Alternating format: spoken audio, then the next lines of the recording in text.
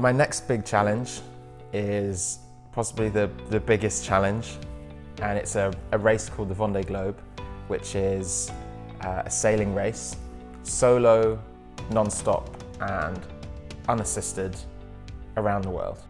To put it into context, over 7,000 people have now climbed up Everest and around 700 people have been into space, but still to this day only around 100 people have sailed non-stop, solo and unassisted around the world, and no one's done it with type 1 diabetes. We're not allowed to stop anywhere, and we're not allowed any help. We're allowed to speak to our team back in the UK about technical issues to help fix the boat if something breaks, but that's it. 74 days completely unaccompanied, completely on your own. I don't find loneliness to be such an issue anymore. We have great satellite connectivity. A nice parallel to living with diabetes, but you realise how important it is to speak to people, how important it is to stay connected, because loneliness isn't about being isolated, it's about not being connected. I was diagnosed with type 1 diabetes 7 years ago now, so I was 21. The steps were to learn as much as possible, to get a handle on being diagnosed with the condition and to not worry too much about that, and then to do everything that I could to get back into sailing, to prove to myself that I could do these challenges. They're physically demanding, mentally demanding.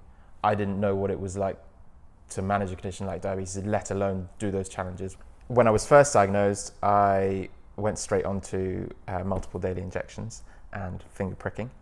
And I realized quite quickly when I first tried to go sailing with the multiple daily injections that as soon as there were any waves, it was very difficult to do and probably wasn't going to work for me.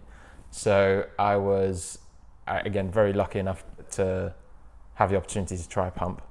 That was the first big step, and so I kind of describe it like it was figuring out what tools were available to me and what tools I needed to have to enable me to go and do the things that I wanted to do. The pump suits my lifestyle very well.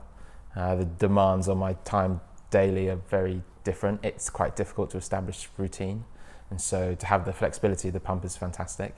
The CGM really is the thing that means I can go and sail across oceans and be safe, especially on my own, because I haven't got someone looking after me.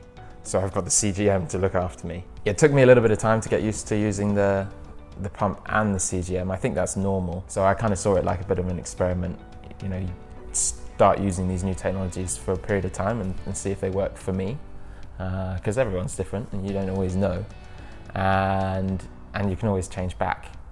I certainly wouldn't change back now. Diabetes is a part of my story. It certainly doesn't define me as a person. There are lots of other things that do that, and they change.